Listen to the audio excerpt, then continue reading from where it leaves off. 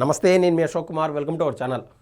రాష్ట్రంలో వైసీపీ అధికారంలో ఉన్నటువంటి ఆ సమయంలో క్లియర్ కట్గా విత్ క్లియర్ ఇంటెన్షన్ వాళ్ళు బయట వేల కోట్లు అనేక స్కాములు సంపాదించుకుంటూనే ఉన్నారు. కానీ కేవలం 234 నుంచి 250 కోట్ల రూపాయల కోసం వాళ్ళు కకృతిపడి టీటీడీని కేంద్రంగా చేసుకొని ఆ రోజున తిరుమల తిరుపతి వెంకటేశ్వర స్వామికి వాళ్ళు చేసినటువంటి అపచారం, మరి ముఖ్యంగా పరకామణి యొక్క వ్యవహారాలన్నీ చూసినాము. ఇంకా అక్కడ ఎక్కడ పడితే అక్కడ చెత్తడం చేసినటువంటి వ్యవహారాలన్నీ చూసాము.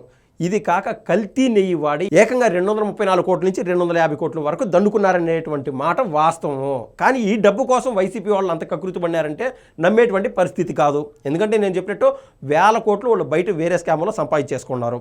అంటే ఇక్కడ క్లియర్ కట్గా వాళ్ళ ఇంటెన్షన్ ఏంది, అక్కడ తిరుమల తిరుపతి దేవస్థానం యొక్క శోభ ఏదైతే ఉంటుందో దాన్ని మసకబార్చే విధంగా వాళ్ళు చేసినటువంటి ప్రయత్నము, వాళ్ళ కుటుంబ యత్నాలు ఈరోజు ఒక్కొక్కటిగా బయటపడుతూనే ఉన్నాయి.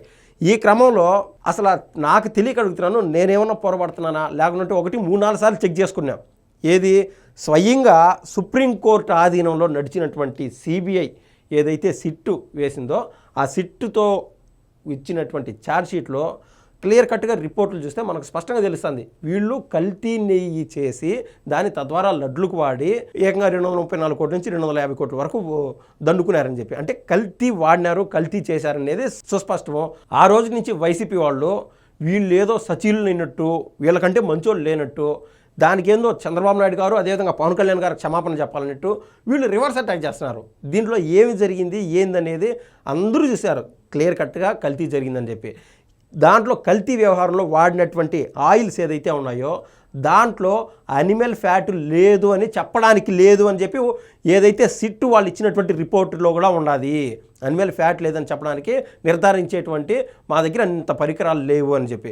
తర్వాత కాలంలో మనం గూగుల్ చేసి చూసాం, కూడా ఆ సౌత్ కొరియా నుంచి అక్కడి నుంచి వచ్చినటువంటి ఆయిల్స్ ఏదైతే ఉన్నాయో ఆ ఆయిల్స్ తయారు చేయాలంటే క్లియర్గా అనిమల్ ఫ్యాట్ వాడాలనేది కూడా ఈ రోజున సమాజంలో ఈ యొక్క డిస్కషన్స్ జరుగుతూనే ఉన్నాయి. ఇదేమైనా కూడా మొత్తం మీద కల్తీ అనేది జరిపినారు. ఇప్పుడు దొంగ అన్నట్లు కొంతమంది చూడండి. ఇక్కడ దీనికి క్లియర్ కట్గా ఈ పెద్ద మనుషులు ఎవరైతే మాట్లాడుతున్నారో అంబటి రాంబాబు కావచ్చు, ఆర్కే రోజా కావచ్చు, వీళ్ళకి గోబ గుయ్యమనేటువంటి సమాధానము వీళ్ళకంటే ఇప్పుడు జనరల్గా అంటారు కదా, ఆ అమ్మ పుట్టినిల్లు మేనమామకు తెలియదు అన్నట్టు, ఆ రకంగా ఆ రోజున టీటీడీ చైర్మన్గా ఉన్నటువంటి వైవి సుబ్బారెడ్డియే వీళ్ళకు గోబ గుయ్యమనేటువంటి సమాధానం ఇచ్చారు. అది చూస్తాను రండి ఒకసారి. ఎంత రాద్ధాంతం చేయాలో అంత రాద్ధాంతం చేశాడు చంద్రబాబు నాయుడు గారు తనకున్న మీడియా బలంతో. ఇదే తిరుమల లడ్డు గురించి వెళ్ళి పబ్లిక్ లో మాట్లాడతారండి. ఇదే వెంకటరెడ్డి పబ్లిక్లో పోయి మాట్లాడినా, రోజా పబ్లిక్లో పోయి మాట్లాడినా, అసలు జనాలు అంటే వీళ్ళకి ఏదన్నా ఈయన ఆర్కే రోజా మాజీ మంత్రిగా పట్టి చుట్టూరు జనాలు పోగేసుకుంటుంది కాబట్టి వాళ్ళని ఏమీ చేయలేరేమో వాస్తవంగా చెప్పాలంటే, ఎందుకులే అనుకుని వదిలేస్తారు, బురదలు రాయించి మన పైన పడుతుందని చెప్పి. కానీ ఆవిడ చుట్టూరు ఎవరైతే గుమ్మికుడు ఉంటారో వాళ్ళు కూడా అసహించుకుంటా ఉన్నారు. స్వయంగా దేవుడు పేరు ఎత్తి వీళ్ళు మాట్లాడుతున్నటువంటి అబద్ధాలు వింటా ఉంటే ఇంకా ఇలాంటి వాళ్ళు చూడండి. ఇంకా భక్తులందరి కాళ్ళు కడిగి మీ నెత్తిన చల్లుకోవాలి. ఎందుకు? వేల కోట్లు దండుకునేందుకు, టికెట్లు అమ్ముకొని వేల కోట్లు దండుకునేందుకు భక్తులు కాళ్ళు కడిగి నెత్తిన పోసుకోవాలంట. అది వీళ్ళు పోసుకోవాలా. అలా చేసినా కూడా వీళ్ళకి ఆ పాపం బాదు. ఒకవేళ పాపం పోయే విధంగా ఆ విధంగా ప్రయత్నం చేద్దామనేటువంటి మనసు కూడా వీళ్ళకి రాదు. ఎందుకంటే వీళ్ళకు దేవుడు అంటే నెంబర్ 1 భక్తి లేదు. దీనికి దీటైన సమాధానం పవన్ కళ్యాణ్ గారు కూడా చెప్పినారు. ఒకసారి చూద్దానండి. ఈ విధంగా దేవుణ్ణి ఆసరాగా చేసుకొని, దేవుణ్ణి అదురుగా చేసుకొని కోట్లు సంపాదించింటారు. కనీసం 1 రూపాయి అయినా సరే దేవుణ్ణి ఎరగా చేసుకొని డబ్బులు సంపాదించింటే మనం కాదు కదా, మనకు పుట్టబోయే బిడ్డలో తరతరాలు కూడా ఇట్టే నశించిపోతాయని చెప్పి ఆయన స్పష్టంగా చెప్పినారు. చూద్దాం రండి. జగన్మోహన్ రెడ్డి గారి కాళ్ళు కడిగి మీరు నెత్తిన చల్లుకోవాలి. నేను తప్పు చేసి ఉంటే నేను నా కుటుంబము సర్వనాశనమైపోవాలి. ఆయన అంత స్పష్టంగా చెప్తున్నాడు. ఈ డైలాగులన్నీ ఇంటేనే ఎవరైనా నమ్మే విధంగా ఉంటాయి. అయితే ఇదే భూమన కరుణాకర్ రెడ్డి వాళ్ళ ఇంట్లో కూడా వేరే మతానికి సంబంధించినటువంటి ఆ ఫోటోలు గీటోలు పెట్టుకున్నాడు. బయటకు వచ్చినప్పుడు కేవలం ఆ పదవి కోసం, రాజకీయం కోసం హిందూ మతాన్ని వాడుకుంటూ ఉన్నాడు. స్వయంగా మనం గూగుల్ చేసినా తెలుస్తుంది. 2020వ సంవత్సరంలో ఆ రోజున ఏదైతే క్రిస్మస్ పండుగ ఉన్నదని చెప్పి, అదే సమయంలో తిరుమలలో బ్రహ్మోత్సవాలు ఉన్నాయని చెప్పి అక్కడ ఏదైతే డిజైనింగ్లు ఎన్ని చేశారో దాంట్లో తిరుమలలో యేసు ప్రభు యొక్క శిరువులు ప్రత్యక్షమైనాయంటే ఇంక అర్థం చేసుకోండి. ఎవరున్నారు ఆ రోజున? ఇదే భూమన కరుణాకర్ రెడ్డి, ఇదే వైవి సుబ్బారెడ్డి గారు కదా. వీళ్ళ కుటుంబం మొత్తం క్రిస్టియానిటీ డెవలప్మెంట్ కోసం ఎంత ప్రయత్నం చేసిందో అంత ప్రయత్నం చేసింది. అట్లా రీటేక్. అలాంటి వాళ్ళ చేతుల్లోనే అప్పట్లో రాజశేఖర రెడ్డి గారు, ఇప్పుడు జగన్మోహన్ రెడ్డి గారు కూడా వీళ్ళకి అప్పచెప్పినారు. ఇది మొత్తం తిరుమలని మీ కనుసన్నులో పెట్టుకోండి అని చెప్పి కేవలం అపవిత్రం చేసే విధంగా. మన మతం పైన మనకు పూర్తిగా ప్రేమ లేకపోవచ్చుకిని కనీసం గౌరవం ఉండాలి. ఒకవేళ ఇతర మతాల పైన గౌరవం లేకపోవచ్చుకిని దేశం అనేది ఉండకూడదు అనేది స్పష్టంగా చెప్తున్నాను నేను. ఆయన ప్రభుత్వంలో ఆయన ముఖ్యమంత్రిగా ఉండగా కింద టీటీడీలో ఉద్యోగస్తులు కలిపారని చెప్పాను. ఈ నెయ్యిలో జంతువుల కొవ్వు కానీ, గొడ్డు మాంసం కొవ్వులు కానీ, పంది కొవ్వు కానీ, చేప నూనె కానీ, ఇటువంటివి ఇంకొకటి కానీ ఇటువంటివి ఏవి లేవు అని చెప్పి నిర్ధారణ చేసి సర్టిఫికెట్లు ఇస్తే లేవు అని చెప్పలేదు. లేవు అని చెప్పడానికి మా దగ్గర ఆస్కారం లేదు. కాకుంటే వాళ్ళు పామాయిలు, ఈ టాయిలెట్ క్లీనర్స్ క్లియర్ కట్గా, మళ్ళీ చెప్తున్నాను, క్లియర్ కట్గా సిట్ ఏదైతే నివేదిక ఇచ్చిందో, ఆ ఛార్జ్ షీట్ ఇచ్చిందో దాంట్లో పొందుపరుచున్నారు. టాయిలెట్ క్లీనర్కి వాడేటువంటి కెమికల్స్ కూడా దీంట్లో ఉన్నాయి అని చెప్పి. దాని గురించి వీళ్ళు ఎందుకు చెప్పలేకున్నారు? దాని గురించి వైసీపీ వాళ్ళు ఎందుకు చెప్పలేకున్నారు ఇప్పటికీ? ఎవరైతే భగవంతుడి సొమ్ముతో ఆడుకుంటారో, భగవంతుడి డబ్బును దోచేస్తారు, తరాలు కూడా లేచిపోతాయి. చాలా జాగ్రత్తగా. Super sir.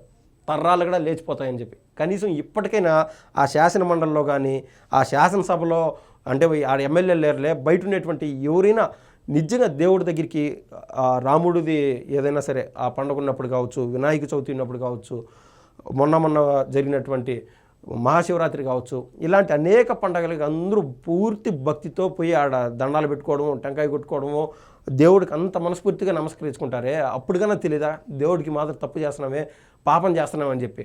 ఇప్పటికీ ఆ మాత్రం ఆలోచన చేయలేకున్నారు. ఎందుకంటే రాజకీయం, దేవుడి కంటే రాజకీయం ఎక్కువైపోయింది మన ఆంధ్ర రాష్ట్ర ప్రజలకి. ఎంత మనం చాలా పుణ్యకార్యాలకు ఇవ్వాల్సింది.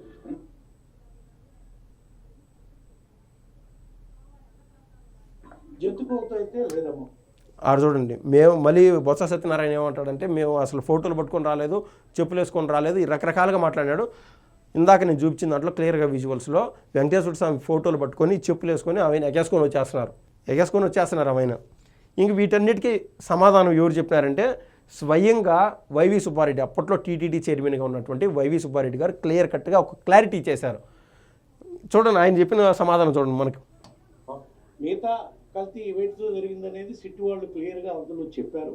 దాంట్లో నాకు తెలిసిన కాడికి పామాయిల్, కెనలాయిల్ ఇట్లాంటి వాటి పదార్థాలతో దేవుడికి తయారు చేసేటువంటి ఆ లడ్డుల్లో ఏకంగా 2019 నుంచి 2024 యొక్క మధ్య గ్యాప్లో 40 కోట్ల లడ్లు తయారు చేస్తే ఏకంగా 20 కోట్ల లడ్లు కల్తీ చేసేసారనేది ఈ రోజున బయటపడుతుంది.